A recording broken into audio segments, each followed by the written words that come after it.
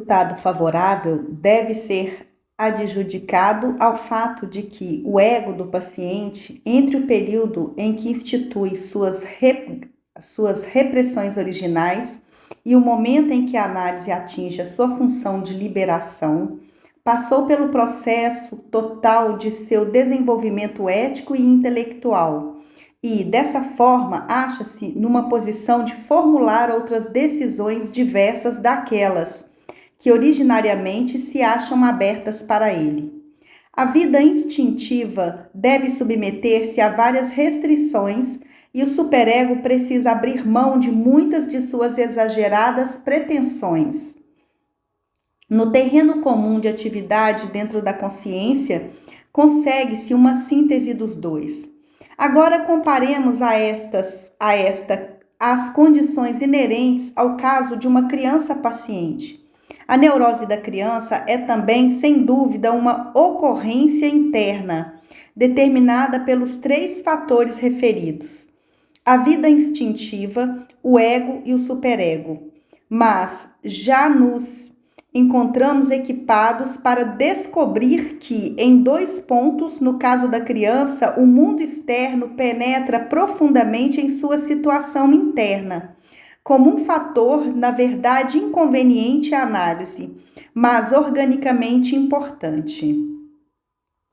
Ao discutirmos a fase introdutória necessária à análise de crianças, fomos obrigados a adjudicar um fator tão importante como é a compreensão da doença, não a criança em si mesma, mas as pessoas que a cercam, e ao descrevermos a situação de transferência, demonstramos que o analista se vê obrigado a compartilhar a hostilidade liberada da criança e os impulsos efetivos amorosos com os objetos originais desses sentimentos. Desta forma, não nos surpreendemos ante o fato de que o mundo externo afete o mecanismo da neurose infantil e da análise de modo mais profundo do que no caso do adulto. Afirmamos que o superego de um adulto transformou-se no representante de exigências morais formuladas pela sociedade na qual vive o indivíduo. Sabemos que sua origem se funda na identificação com o primeiro e o mais importante dos objetos de amor, os pais. A eles, a sociedade transferiu a tarefa de estabelecer as suas normas éticas contemporâneas em relação à criança e de tornar impositivas as restrições que prescreve em relação ao instinto. Assim, o que era originariamente uma obrigação pessoal sentida em relação aos pais transforma-se apenas num ideal do ego, independente de seus protótipos no curso do desenvolvimento do amor-objeto pelos pais em identificação com eles. No caso da criança, no entanto, não se assinala ainda uma tal independência. O desvinculamento dos primeiros objetos amados se encontra ainda no futuro e a identificação somente se efetivará gradativamente e por partes, enquanto o amor-objeto original é mantido. Um superego, na verdade, existe, muitas das interações entre ele e o ego parece mesmo nesse período inicial análogas às do período mais tardio e de desenvolvimento maduro.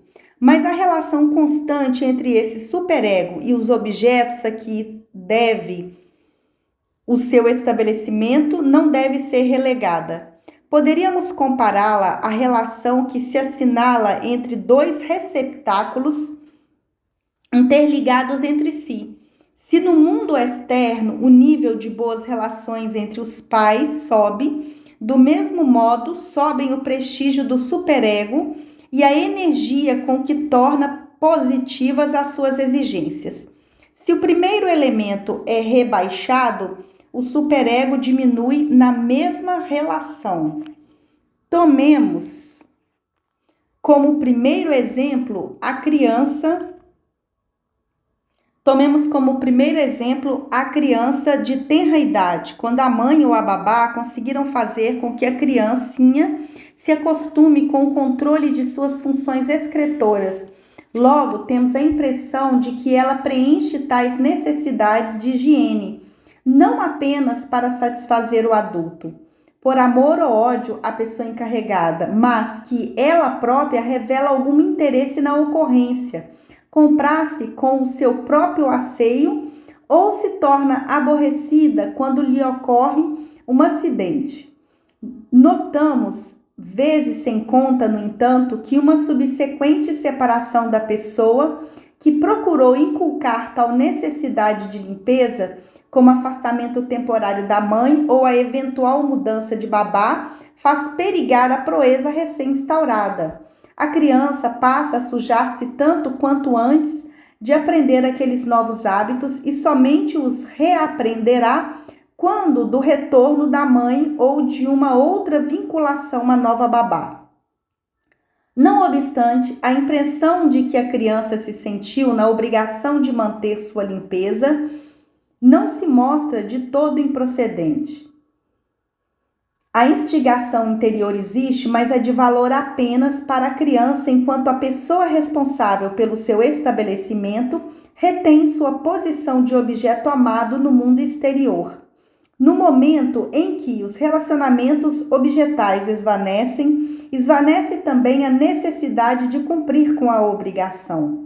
Ainda até a ruptura do período de latência, os mesmos fatores prevalecem. Da análise de adultos, podemos retirar ampla confirmação de como qualquer deslocamento dos laços de uma criança dos seus pais pode conturbar o seu desenvolvimento moral e a formação de seu caráter. Se por esta época a criança perde seus pais por qualquer forma de separação, ou se como objetos são eles depreciados a seus olhos, talvez por alguma causa que se assemelhe a uma doença mental ou a uma ocorrência de criminalidade, o seu superego, já bem instalado, vê-se em perigo de se perder ou de ser também depreciado, e isto de forma a não poder opor de novo qualquer vontade real interior aos impulsos instintivos que pressionam para serem satisfeitos. A origem de muitas anormalidades antissociais e de caráter pode ser explicada dessa maneira. A fim de ilustrar esses fatos, mesmo ao final do período de latência, aduzirei um exemplo retirado de uma análise de um menino pré-adolescente. Certa vez lhe perguntei se ele nunca havia mostrado consciente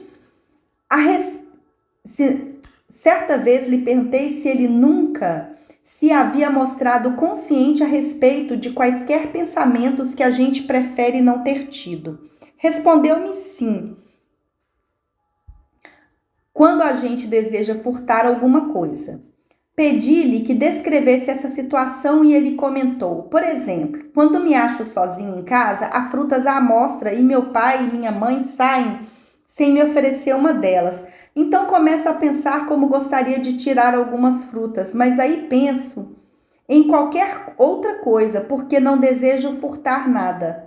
Perguntei-lhe se mostrava sempre mais forte do que esta espécie de pensamentos. Respondeu-me que sim, nunca havia roubado coisa alguma. Que faz você, comentei, quando tais pensamentos aparecem com muita força? Mesmo assim, não roubo nada, afirmou triunfantemente, porque nesses momentos sinto medo de meu pai. Os senhores observam que o seu superego alcançou um considerável grau de independência, que se expressou no seu próprio desejo de não ser ladrão. Mas, quando a tentação se mostra demasiadamente forte, devia ele fazer surgir o apoio da pessoa a quem esse desejo devia a sua existência, a saber, o pai, com as suas admoestações e ameaças de castigo a ele associadas. Uma outra criança em seu lugar teria talvez trazido à lembrança o amor por sua mãe. Desta fraqueza e dependência às exigências do ego ideal da criança, decorre uma outra observação, que pode ser confirmada um sem número de vezes. A criança tem dupla tábua de valores morais, uma para o mundo dos adultos e outra para si mesma e seus iguais. Sabemos, por exemplo, que numa certa idade a criança começa a sentir-se envergonhada. Isto é, ela evita mostrar-se nua ou no ato de efetivar suas funções excretoras diante de pessoas adultas estranhas e mais tarde até mesmo diante dos mais íntimos. Mas sabemos também que a mesma criança se despe sem o menor constrangimento diante de outras crianças e frequentemente manifesta vontade de ir ao banheiro em grupo. Por outro lado, podemos estabelecer o fato surpreendente de que uma criança ficará aborrecida diante de certos fatos exclusivamente na presença de adultos, assim como se estivessem sob pressão partida deles, enquanto sozinhas ou em companhia de outras crianças, nenhuma reação desse tipo se registra. Lembro-me de uma criança de 10 anos que durante um passeio abruptamente apontou para um excremento de vaca e exclamou interessada: "Olha só como esta coisa é engraçada!" Em seguida, percebeu seu equívoco e ruborizou-se. Mais tarde, desculpou-se comigo, explicando que a princípio não estava certa de que era aquela coisa. Do contrário, jamais teria mencionado a sua presença. Mas a respeito do mesmo menino, sei que quando se encontra no meio de seus amigos, comenta sobre as funções excretoras divertidamente, sem qualquer embaraço.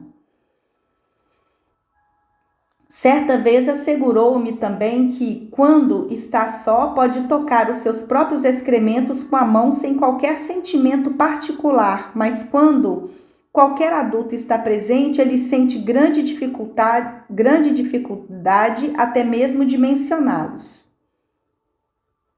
O pudor e a repugnância são importantes reações formativas destinadas a impedir os impulsos anais e exibicionistas da criança de se expandirem na gratificação, mas mesmo quando se acham plenamente estabelecidos, dependem do relacionamento com o objeto adulto para sua permanência e eficácia. Com essas observações quanto ao estágio dependente do superego infantil e a dupla tábua de valores morais da criança em relação ao pudor e à repugnância, chegamos à diferença mais importante entre a análise de crianças e a de adultos. A primeira não é de maneira alguma uma tarefa inteiramente privada, levada a efeito exclusivamente entre duas pessoas, o analista e o seu paciente.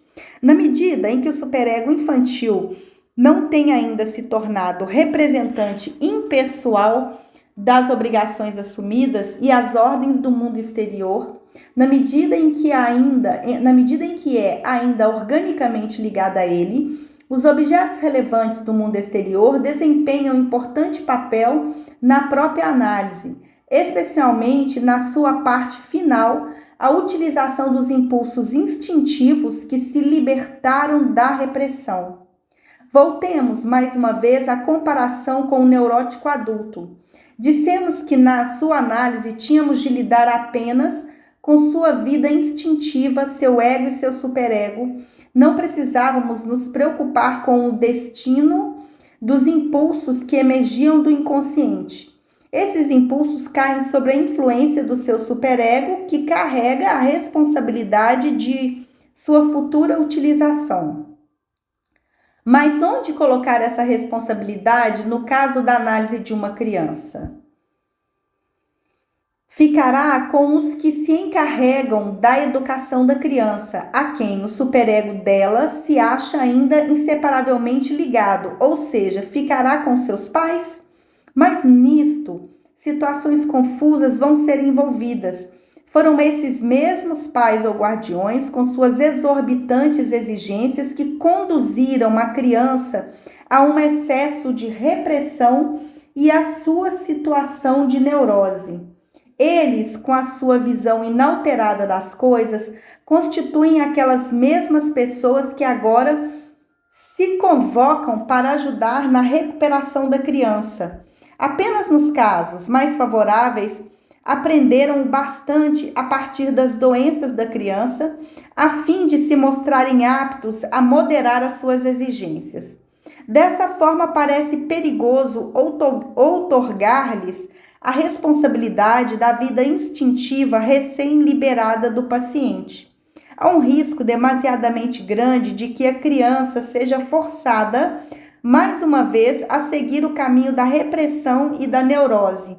Em tais circunstâncias, teria sido mais econômico omitir totalmente o processo penoso e cansativo da liberação através da análise. Outro sim, no caso da criança, não existe um intervalo tão longo entre a formação da neurose e a sua resolução através da análise, como acontece com o paciente adulto que, entre esses dois estágios, passa pelo integral desenvolvimento do seu ego, de modo que o indivíduo que tomou a decisão originária mal pode ser considerado a mesma pessoa que empresa a sua revisão. Seria admissível considerar a criança somente devido ao fato de sua neurose e de sua análise como emancipada prematuramente e esperar dela própria decisões importantes, tais como lidar, deste ponto em diante, com os impulsos que agora se colocam à sua disposição? Não saberia eu dizer de que fundamentos éticos poderia lançar mão uma criança, quais os critérios ou quais as considerações de ordem prática que a capacitariam a encontrar um caminho certo através de todas essas dificuldades. Creio que, deixada a si mesma e tendo todos os apoios externos cancelados, a criança só poderia encontrar um único caminho mais rápido e mais conveniente, o da gratificação direta. Sabemos, no entanto, pela teoria analítica e pela sua prática, que no próprio interesse de prevenir a neurose, é desejável que uma gratificação direta exagerada seja evitada em qualquer estágio da sexualidade infantil necessariamente perversa.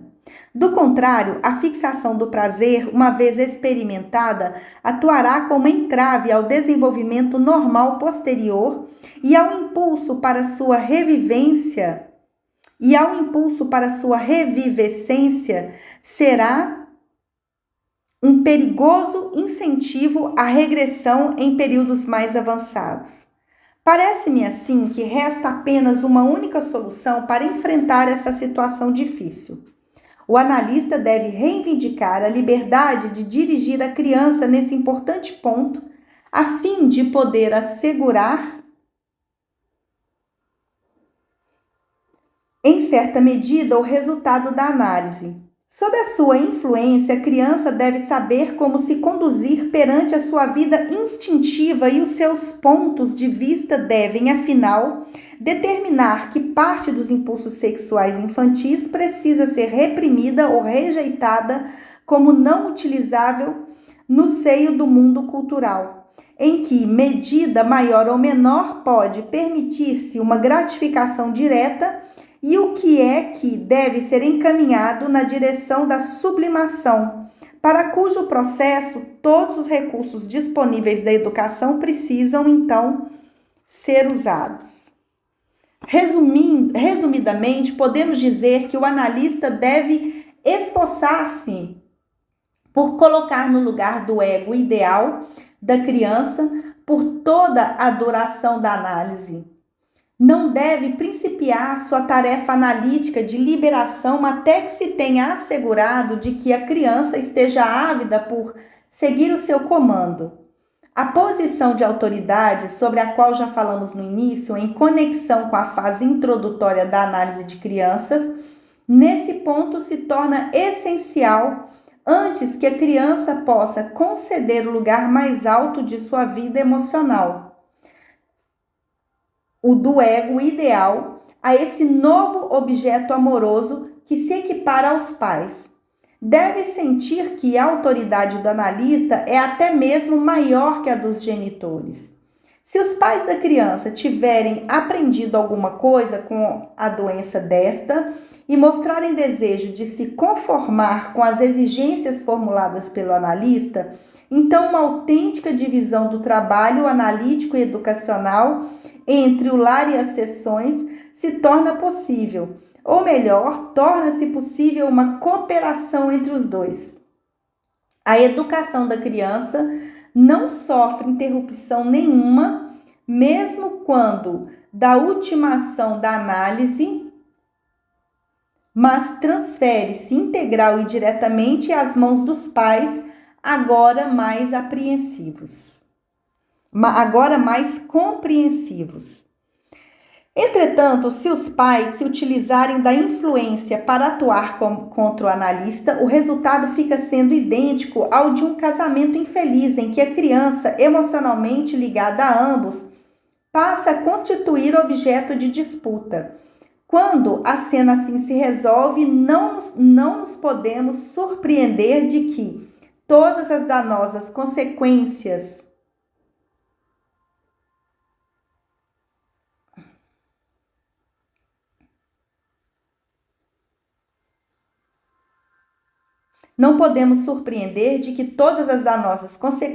para a formação do caráter com as quais nos achamos familiarizados em casos idênticos ocorram também aqui. A criança desempenha o papel sucessivamente de pai e mãe, de analista e de seus familiares, jogando uns contra os outros. E em ambas as situações usa o conflito como meio de escapar a todas as obrigações. Há perigo de que, em tais ocasiões, a criança, dentro de uma situação de resistência, se veja capacitada a agir desta maneira, jogando os pais contra o analista, a fim de que aqueles a façam interromper o tratamento analítico. A criança é então perdida para o analista exatamente no pior momento para ela, em estado de resistência e de transferência negativa. E pode-se estar mais certo de que se valerá de todas as liberações que já tiver obtido através da análise no sentido mais desfavorável possível. Hoje em dia, eu não assumiria a tarefa de fazer a análise de uma criança em que as personalidades dos pais ou a sua compreensão analítica não oferecessem garantia contra um resultado como este. Fornecerei em último exemplo para ilustrar quão necessário se mostra o fato de que o analista esteja apto a controlar o relacionamento entre o ego da criança e os seus instintos. Quando consegui que a pequena neurótica obsessiva de 6 anos de idade chegasse ao ponto de permitir que o seu demônio falasse, ela começou a me comunicar um vasto número de fantasias anais, a princípio com hesitação, mas logo em seguida com uma franqueza progressivamente crescente e com maiores detalhes. À medida que constatava não haver de minha parte quaisquer expressões de dissabor, gradativamente a sessão analítica passava a ser ocupada por confidências de relatos anais e repositório de todos os devaneios dessa espécie, que de outro modo a oprimiam. Enquanto ela conversava comigo desta maneira, a opressão permanente era aliviada. Ela própria chamava ao tempo que comigo passava de sua hora de repouso. Certa vez confidenciou: o tempo que passo com você, Ana Freud, é o meu período de descanso. Não tenho por que conter o meu demônio. Mas não é só isso, acrescentou logo. Tenho um outro período de repouso, que é quando estou dormindo.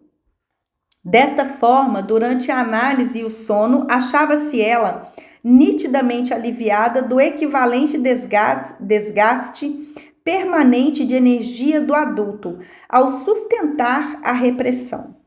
O seu alívio mostrava-se, sobretudo, numa natureza alterada, alerta e vivaz. Ao fim de certo tempo, ela deu mais um passo à frente. Começou a exibir alguma coisa de suas fantasias, até então reprimidas, e de seus pensamentos anais, também no seio do ambiente familiar, fazendo, por exemplo, quando um prato qualquer vinha à mesa, uma comparação que mal se ouvia ou uma piada pornográfica para outras crianças. A pessoa que então se encarregava dos cuidados com a criança veio a mim para se aconselhar como proceder nesse caso. Por essa época, eu era ainda inexperiente e levei a coisa levianamente, aconselhando que não se devia aprovar nem reprovar fatos assim tão triviais e que a gente simplesmente não precisava dar a eles nenhuma atenção. O efeito foi surpreendente. A criança perdeu todo o senso de moderação. Levava para casa todas as ideias a que havia dado expressão apenas durante as sessões de análise e se deleitava completamente, como fazia comigo, com as suas fantasias, comparações e expressões anais. Os adultos da casa, em breve, concluíram que essa situação se tornava intolerável. Perderam toda espécie de apetite, especialmente por causa do comportamento da criança à mesa, comum de refeições, e em seguida verificou-se o fato de que tanto os adultos como outras crianças deixavam uma sala em silencioso protesto diante dessa situação. Minha pequena paciente comportara-se como um adulto pervertido ou como um adulto mentalmente doente e, portanto, havia-se colocado fora dos limites da sociedade. Já que não fora ela castigada pela reclusão em relação à companhia dos outros, a consequência fora que os outros a evitavam. A essa altura havia abandonado todas as restrições também a outros respeitos. Dentro de poucos dias se transformara numa criança alegre, estabanada e perversa, de maneira alguma insatisfeita consigo mesma. A governanta surgiu então pela segunda vez para se queixar. Afirmou-me ela que a situação havia chegado a um ponto intolerável. O que devia fazer? Poderia dizer à criança que falar daquelas coisas não era em si mesmo algo perverso? Mas, mesmo assim, solicitar-lhe que, para seu bem, devia parar com aquela maneira de falar em casa? Não concordei com essa sugestão. Tinha de conceder que havia cometido um verdadeiro equívoco, e um equívoco crasso, ao acreditar ao superego da criança a força inibitória independente que não possuía. Tão logo as pessoas de importância do mundo exterior tinham relaxado as suas exigências. O ego ideal da criança, que previamente se mostrava tão rigoroso e tão forte, para fazer surgir toda uma série de sintomas obsessivos, repentinamente se tornou submisso. Eu havia confiado nesse rigor compulsivo e me mostrara negligente. Por tudo isso, não conseguia nem mesmo avançar a análise. De uma criança inibida, obsessiva e má, fizera outra, por assim dizer, perversa. Mas eu havia arruinado as condições para o meu trabalho. Essa criança emancipada tinha agora o seu período de repouso ao longo do dia inteirinho, o que diminuía consideravelmente o seu entusiasmo em trabalhar em conjunto comigo.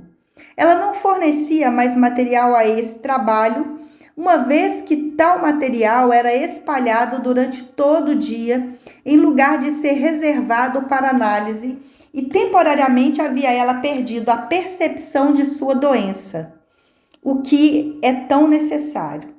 A regra de que a gratificação deve ser negada, com vistas ao sucesso da análise, tem aplicação mais ampla à análise das crianças do que a dos adultos.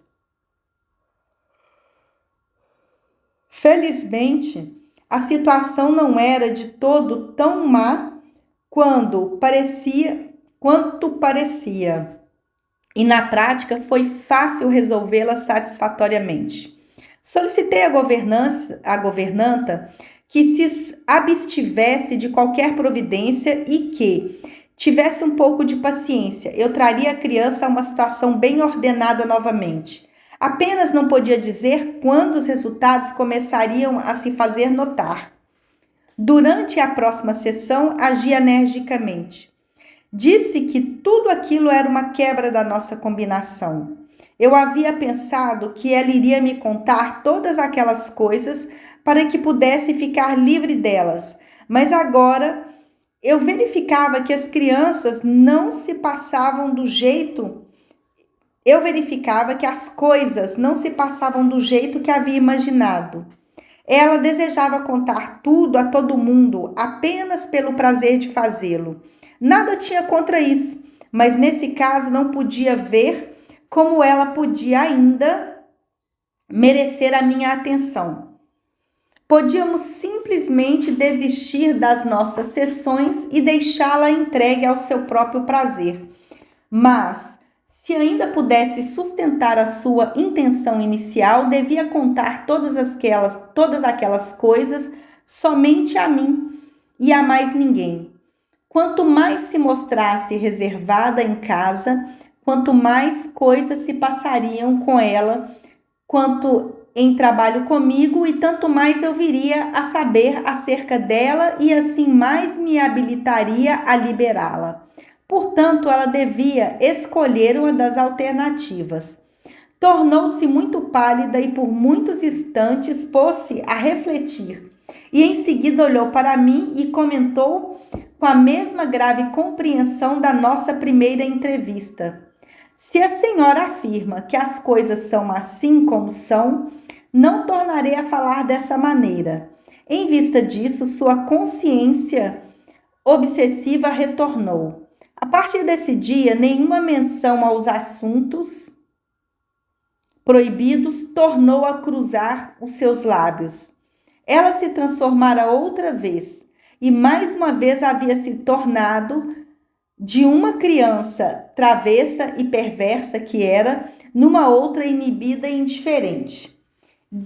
Tive de realizar uma transformação idêntica da mesma paciente por muitas vezes no transcurso do seu tratamento, sempre que escapava sobre a liberação analítica de sua habitualmente severa neurose compulsiva em direção ao outro extremo, para um estado de diabruras e de perversão.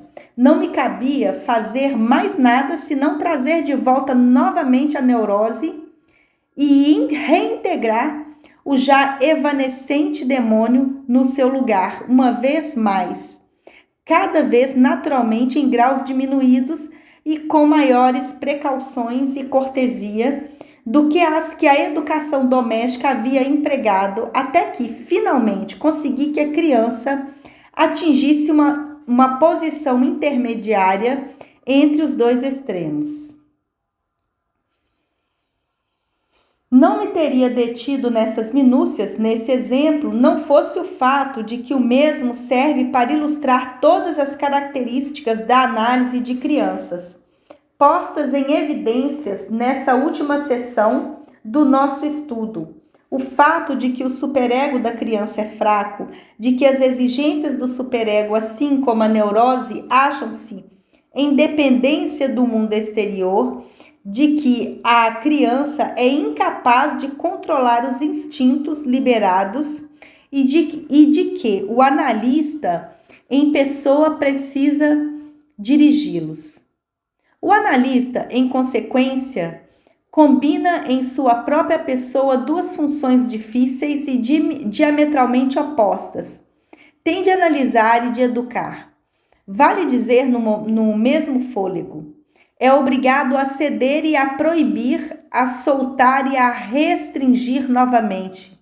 Se não o conseguir, a análise se torna um passe para toda má conduta proibida pela sociedade. Se obtiver um resultado satisfatório, desfará uma parte da educação inadequada e do desenvolvimento anormal, e desta maneira conseguirá achar para a criança ou para quem quer que esteja no controle do seu destino uma oportunidade para melhorar o estado das coisas. No caso de uma análise de adulto, não obrigamos o paciente a se sentir bem ao fim do seu processo. O que fará com o novo caminho que lhe está sendo aberto diz respeito somente a ele. Se mais uma vez tomará a trajetória da neurose, se o desenvolvimento de seu ego permite que assuma a direção oposta rumo à extensa gratificação instintiva, ou se atingirá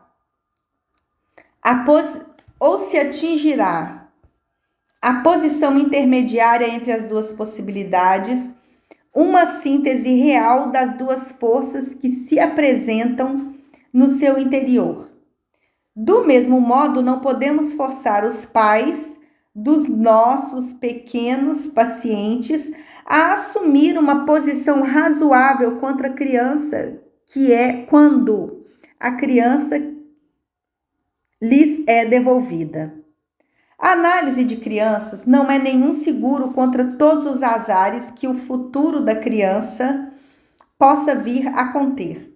Funciona, antes de tudo, no passado e, por isso, na verdade, fornece um terreno clarificado e melhorado para aí se instalar o futuro desenvolvimento. Das condições por mim descritas, os senhores terão vislumbrado uma chave importante quanto às indicações inerentes à análise de crianças. Essas indicações não se acham compreendidas apenas no fato de que a criança é portadora de uma moléstia. A análise de crianças pertence essencialmente ao meio analítico e deve, no momento presente, ficar confinada aos filhos de analistas ou de pessoas que tenham sido analisadas ou que tomam a análise como resoluta confiança e respeito. Somente assim é que a transição entre o período de tratamento e o retorno à educação no lar pode ser realizada sem interrupção. Onde a análise da criança não pode ser organicamente integrada ao resto da sua vida, mas passa a ser algo intrometido, como se fosse um corpo estranho perturbador dos outros relacionamentos da criança. Mais conflitos para ela podem ser criados do que resolvidos pelo tratamento. Este lamento de zelo é mais um elemento de desapontamento a registrar.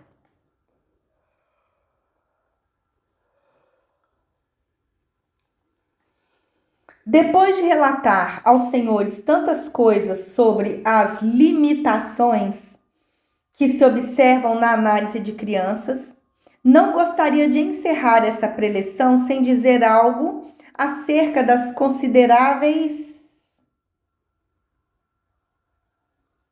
possibilidades que a mesma me parece encerrar, a despeito de todas as dificuldades, e isso até mesmo com algumas vantagens sobre a análise de adultos. Assinalarei 3 dessas vantagens. Podemos provocar modificações de caráter instintivamente mais variadas na criança do que no adulto.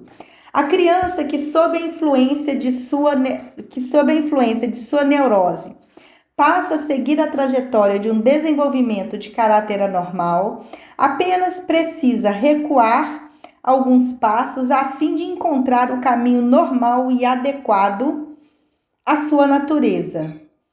Não construiu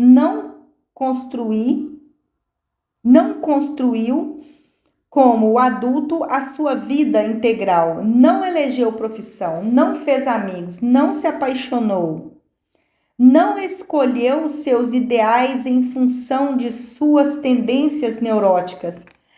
A análise de caráter de um adulto temos de desmantelar efetivamente toda a sua vida e atingir o impossível, ou seja, desfazer as coisas que já se acham feitas e não apenas tornar conscientes os processos mentais ignorados, mas aboli-los inteiramente, se almejarmos um sucesso real. A este respeito, a análise de crianças oferece vantagens infinitas. A segunda possibilidade diz respeito à influência sobre o superego. A atenuação de sua severidade é, como os senhores sabem, um dos objetivos da análise. Neste passo, a análise do adulto esbarra com as maiores dificuldades, já que tem de entrar em luta com os objetos amorosos mais arcaicos e mais importantes do indivíduo, os seus pais, que introjetou por meio da identificação e cuja lembrança é protegida pela piedade filial. Mas nos casos de crianças, temos de nos haver com pessoas vivas que existem no mundo exterior e não se acham entronizadas na memória. Quando suplementamos o trabalho interior com o trabalho externo e procuramos modificar não apenas as identificações existentes pela análise, mas os seus protótipos concretos através dos esforços comuns, o resultado é impressionante e, ao mesmo tempo, surpreendente. A mesma verdade se aplica à terceira vantagem. Ao trabalharmos com um adulto, temos de nos confinar inteiramente à tarefa de ajudá-lo a se adaptar ao seu meio ambiente. Longe de nós e, na verdade, fora da nossa intenção, de nossas possibilidades, está a ideia de fazer com que o seu meio ambiente se adapte às suas necessidades. Mas com a criança podemos fazer exatamente isso sem grandes dificuldades. As exigências de uma criança são mais simples e mais fáceis de satisfazer e supervisionar. As nossas capacidades combinadas com a dos pais facilmente se mostrarão suficientes sobre condições favoráveis para dar à criança exatamente o que reclama, ou muitas dessas coisas, em qualquer das fases do seu tratamento e do seu progressivo desenvolvimento. Desta forma, fazemos com que a tarefa de ajustamento de uma criança se torne mais leve à medida que lutamos para ajustar o seu meio ambiente. Aqui novamente se apresenta uma tarefa dupla, interna e externa. Creio que é devido a esses três fatores que, na análise de crianças, o despeito de todas as dificuldades que temos enfrentado, podemos almejar a realização de transformações, melhoras e recuperações com que nem mesmo podemos sonhar no plano da análise de adultos.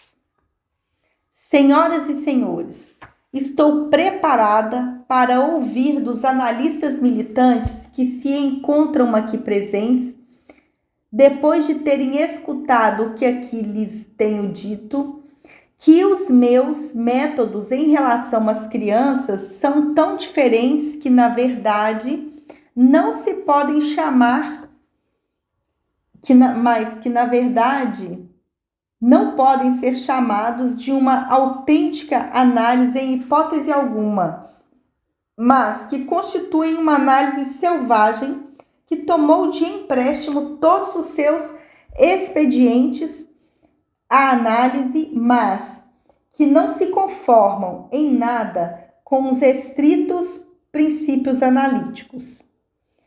Mas considerem os senhores que o neurótico adulto fosse ao consultório de um dos senhores a fim de solicitar tratamento e depois de cuidadoso exame viesse a ser julgado tão impulsivo, tão subdesenvolvido intelectualmente e tão profundamente dependente do seu meio como são os meus pacientes infantis.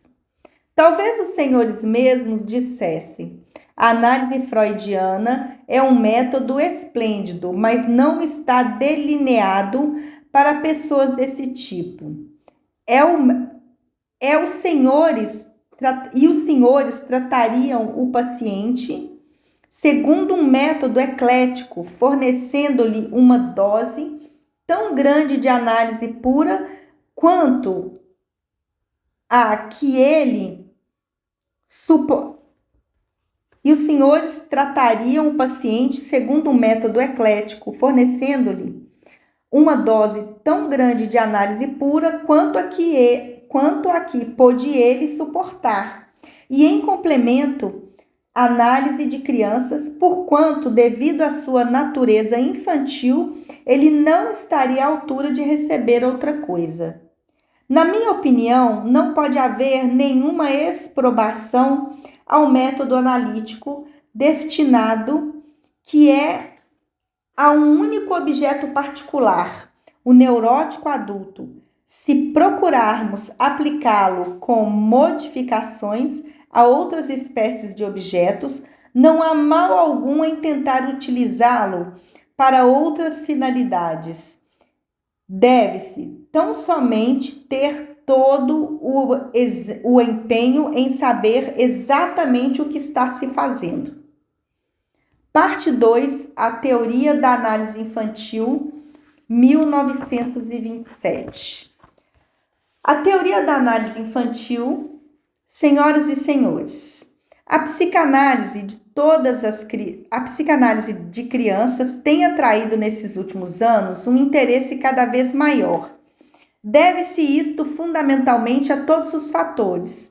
Evidencia ela a tranquila confirmação com as concepções que dizem respeito à vida mental das crianças, formulada pela teoria analítica e a partir da análise de adultos, através de um longo período, fornece novos horizontes para completar as novas ideias através da observação direta e, finalmente, oferece a transição a uma esfera de aplicação que, como muitos pensam, deve ser,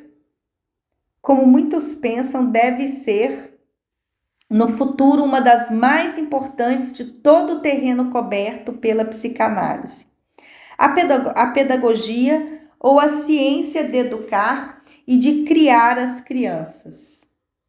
Acontece, porém, que apoiada nesses três fundamentos que a sustentam, a análise de criança presume várias liberdades, exige uma nova técnica, não pode haver uma verdadeira objeção a isso, porquanto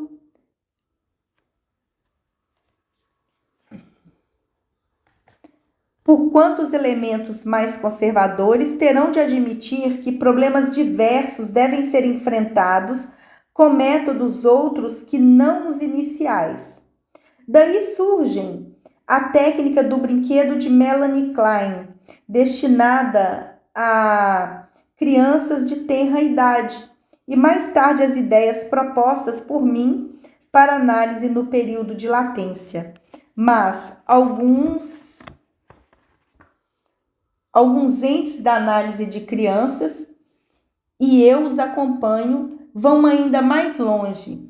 Começam a se preocupar quanto a se os processos inerentes a uma análise de crianças se acham em perfeita consonância com os que registram na dos adultos, se ambos os processos coincidem quanto aos objetos e às finalidades próprias das próprias respectivas. Entendem que o analista de crianças, exatamente que o paciente é uma criança, deve, além do treinamento analítico propriamente dito, também possuir um segundo elemento, o conhecimento pedagógico. Não sei por que devemos nos atemorizar com esta palavra, ou porque devemos tomar uma composição das duas atitudes como se fosse um menoscabo para análise. Vale a pena testar a validade deste ponto de vista à luz de alguns exemplos. Meu primeiro exemplo se refere a uma análise de um menino de 11 anos de idade. Quando o tratamento começou, ele se apresentava como do tipo masoquista feminino, sendo que a sua relação de objeto com a mãe era inteiramente sobrecarregada pela sua identificação com ela. Sua agressividade original masculina encontrava alívio apenas ocasionalmente nas manifestações hostis em relação aos seus irmãos e irmãs e em atos de delinquência aos quais se seguiam violentas crises de arrependimento e depressão. Nesse período de sua análise, achava-se ele preocupado, através de numerosas ideias, fantasias e sonhos, com o problema da morte, ou melhor, com o problema da morte imposta como punição. Por essa época, uma das amigas mais chegadas de sua mãe achava-se bastante doente e num certo dia sua mãe recebeu o telegrama anunciando que a condição da amiga corria perigo de vida. Ele se valeu desse fato para construir um caprichoso devaneio. Imaginou que um telegrama recente havia chegado anunciando a morte da amiga de sua mãe. Sua mãe se mostrava extremamente aborrecida. Chega então um novo telegrama e a amiga se encontrava ainda viva. Houvera um engano em tudo aquilo. A mãe se rejubila. Aí ele imagina telegramas chegando progressivamente em rápida sucessão, sempre um anúncio de morte seguido de outro de notícia de vida. A fantasia acabava com a informação de que a coisa toda não passava de uma brincadeira que alguém havia feito com a mãe. Este devaneio não é difícil de interpretar. Vemos sua ambivalência claramente expressa, a vontade de matar a pessoa amada por sua mãe e a incapacidade de levar a ideia ao seu término real. Logo depois disso, meu pequeno cliente descreveu-me a seguinte ação compulsiva. Quando se sentava na privada, tinha de tocar num botão que se achava na parede de lado, por 3 vezes em seguida. Sentia necessidade de repetir a mesma coisa do outro lado com o botão da outra parede. Este fato parecia a princípio ininteligível, até que a explicação para ele foi encontrada no dia seguinte através de uma fantasia contada com relação a outro contexto. Imaginava ele a Deus como um velho senhor sentado num grande trono na morada celeste. Dos lados direito e esquerdo dele se achavam botões ou comutadores que saíam em relevo da parede. Se Deus apertava um de seus comutadores de um lado, as pessoas morriam. Se apertasse as do outro lado, nascia mais uma criança. Creio que a combinação de ação compulsiva com devaneio torna uma interpretação posterior supérflua. O número 3 provavelmente se explica pelo número de irmãos e irmãs. Passado algum tempo, o pai de um dos seus companheiros, grande amigo de sua mãe, caiu doente. O menino ouviu a campainha do telefone exatamente quando saía para vir a meu consultório e, enquanto trabalhava comigo na sessão de análise, construiu a seguinte fantasia. Sua mãe foi avisada para ir ver o doente em sua casa. Ela se dirigiu ao local, entrou no quarto do doente, foi até o pé da cama e expressou o desejo de falar ao doente. Mas o doente não lhe deu qualquer resposta e a sua mãe percebeu então que o doente estava morto. A constatação foi um grande choque para ela. Neste instante, o pequeno filho do morto entrou no quarto. Ela o chamou e lhe disse: "Venha cá, preste atenção, seu pai está morto." O menino foi até a cama do pai e lhe falou. O pai estava vivo e respondeu a ele. Aí ele se voltou para a mãe do meu paciente e lhe disse: "Qual é o problema? Ele está vivo."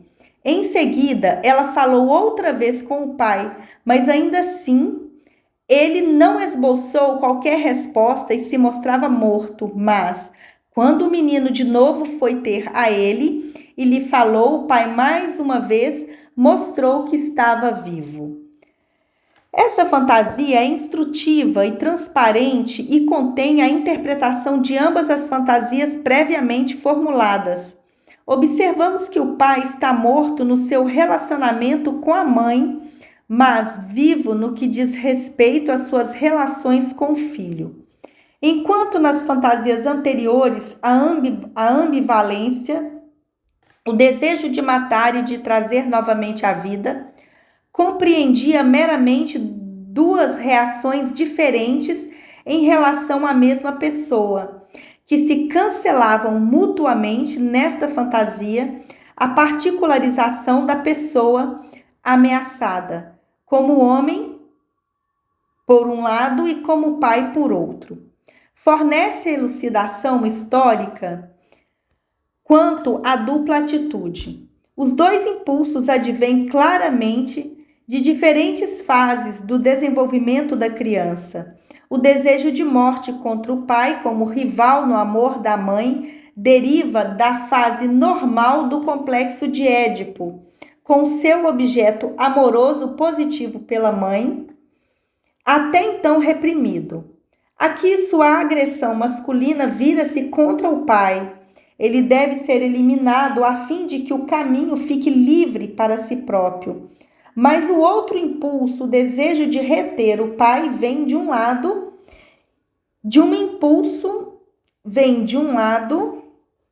de um período arcaico de atitude puramente admirativa e amorosa, até então não perturbada pela rivalidade ocasionada pelo complexo de Édipo, e de outro, da fase que aqui desempenha a parte mais importante, de identificação com a mãe, que havia substituído a atitude edipiana normal. Por medo à castração ameaçadora da parte do pai, o menino havia desistido do seu amor à mãe e se entregara a uma atitude feminina forçada. Daí por diante, tinha de tentar manter o pai como objeto do seu amor homossexual. É tentador o desejo de prosseguir e de se descrever a transição observada na criança do seu desejo de matar a situação de medo à morte, que se manifestava todas as noites, e desta forma encontrar a chave da complicada estrutura de sua neurose no período de latência. Mas minhas atuais intenções não o comportam. Apenas mencionei esse fragmento a fim de mostrar que esta parte da análise de uma criança em nada difere do processo de uma análise de adulto. Cabe-nos liberar uma parte da agressividade masculina nesse menino, de repressão e da sobrecarga de seu atual caráter masoquista feminino pela identificação com a mãe. O conflito de que se trata é um conflito de ordem interna. O medo ao seu pai real no mundo exterior forçou-o originariamente a levar a efeito a repressão, mas o sucesso dessa proeza depende para sua manutenção de forças internas. O pai foi introjetado, o superego tornou-se o delegado de sua potência e o medo a ele é sentido pelo menino como ansiedade e castração. Em cada um dos passos da análise, no sentido de tornar consciente as tendências edipianas recalcadas, encontra explosões dessa ansiedade de castração como obstáculos. Somente a laboriosa dissolução histórico-analítica desse superego permitirá um progresso rumo à liberação. A tarefa e a atitude do tratamento são, no que diz respeito a esta parte do tratamento, puramente analíticas. Aqui não há lugar absolutamente para uma intervenção educacional. Mas, castrando com isso, atentem os senhores para um outro exemplo que advém da análise de uma menininha obsessiva de 6 anos de idade. Aqui, mais uma vez, trata-se de impulsos do complexo de Édipo, onde também a ideia de matar desempenha o seu papel. A menininha, como de curso da análise evidenciava, havia passado por um período de amor apaixonado arcaico por seu pai e, como acontece habitualmente, havia-se desapontado com ele pelo nascimento de mais uma outra criança. Sua reação a esse fato foi extraordinariamente forte. Ela passou da fase genital, apenas atingida, a uma plena regressão ao sadismo anal. Sua agressão concentrou-se no recém-vindo, esforçou-se uma vez desfocado quase que completamente o seu amor pela figura do pai, pelo menos para retê-lo pelo processo da incorporação, mas as suas tentativas para se sentir um homem esbarraram na rivalidade de um irmão mais velho, a quem reconhecia como mais bem equipado do que ela para esse papel.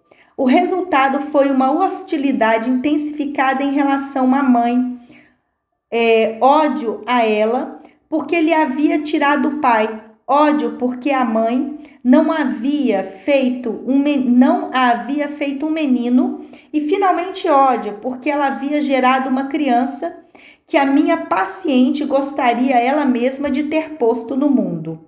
Mas neste período, mais ou menos nos seus 4 anos de idade, ocorreu um fato decisivo.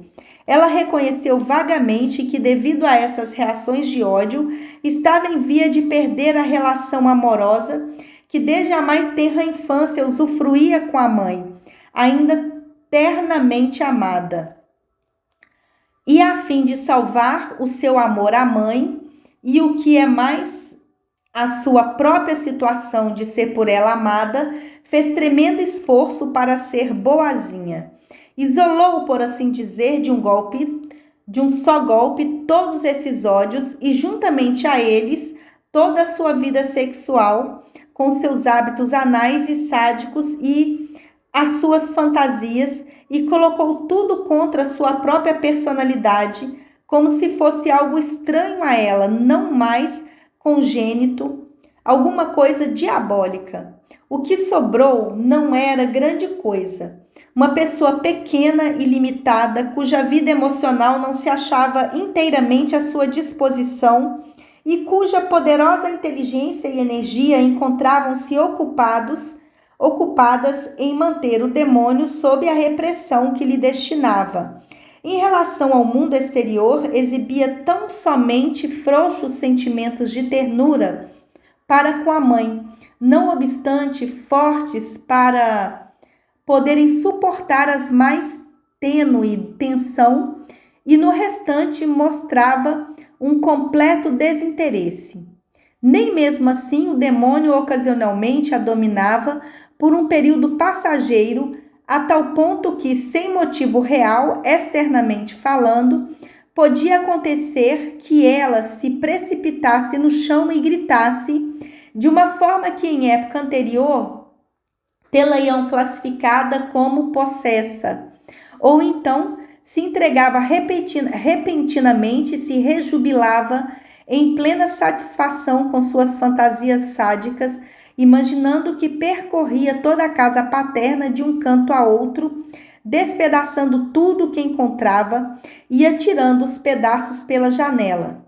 e partindo as cabeças de todas as pessoas que ia encontrando pelo caminho. Tais vitórias do demônio eram sempre seguidas pela angústia e remorso. Mas o demônio, assim isolado, tinha ainda outra maneira de se manifestar, até mais perigosa. O demônio gostava de excremento e de imundície. Ela própria começou a manifestar uma angústia particular quanto à rigorosa observância dos preceitos de higiene. A decapitação era um assunto caro ao coração do demônio. Ela então, em determinado momento de cada manhã, devia chegar-se às camas dos irmãos e irmãs para se certificar de que estavam ainda vivos. O demônio transgredia qualquer lei humana com energia e prazer. Ela, no entanto, experimentava medo a terremotos que lhe vinha todas as noites antes de ir para a cama, porquanto alguém lhe havia transmitido a ideia de que terremotos são os meios mais efetivos de que Deus lança mão para punir as pessoas nesse mundo. Desta forma, absorvia-se a vida cotidiana, cada vez mais com formações reativas, atos de contrição e de reparação em fundo dos atos de perversidade divina. O grande e urgente esforço por conservar o amor de sua mãe e para mostrar-se socialmente adequada e boazinha, lamentavelmente havia resultado em malogro, redundara simplesmente numa neurose obsessiva. Mas não chamei a atenção dos senhores para essa neurose infantil por causa de sua sutil estrutura e da agudeza com que se delineiam os sintomas, incomum para uma idade tão tenra. Descrevi essa neurose em virtude de uma circunstância particular que surgiu durante o trabalho terapêutico. No exemplo anterior, a força motriz da repressão era a angústia de castração ligada ao pai. Naturalmente, isso funcionava na análise como a resistência fundamental, mas a análise da menininha transcorreu de maneira diversa. A representação, ou melhor, a divisão da personalidade da criança configurou-se sobre a pressão da angústia quanto à perda do amor. A angústia deve ter sido muito intensa para que possa ter tido tal efeito conturbador sobre toda a vida da criança. Mas, nesse caso, esta angústia motivadora não funcionou na análise como uma resistência séria. Sobre o efeito do meu interesse cordial uniforme, a pequena paciente começou a revelar-me o seu lado mau, de um modo absolutamente calmo e natural. Os senhores poderão concluir que nisto não havia nada de extraordinário. Frequentemente deparamos com pacientes adultos que escondem ansiosamente seus sintomas do mundo e apenas começam a mostrá-los no ambiente seguro e isento da crítica da análise, que na verdade frequentemente apenas os reconhecem aí pela primeira vez. Mas isso diz apenas respeito à descrição dos sintomas. O interesse cordial e a ausência da crítica que se aguarda nunca chegam para provocar a alteração desses sintomas. Isso, no entanto, foi exatamente o que aqui aconteceu.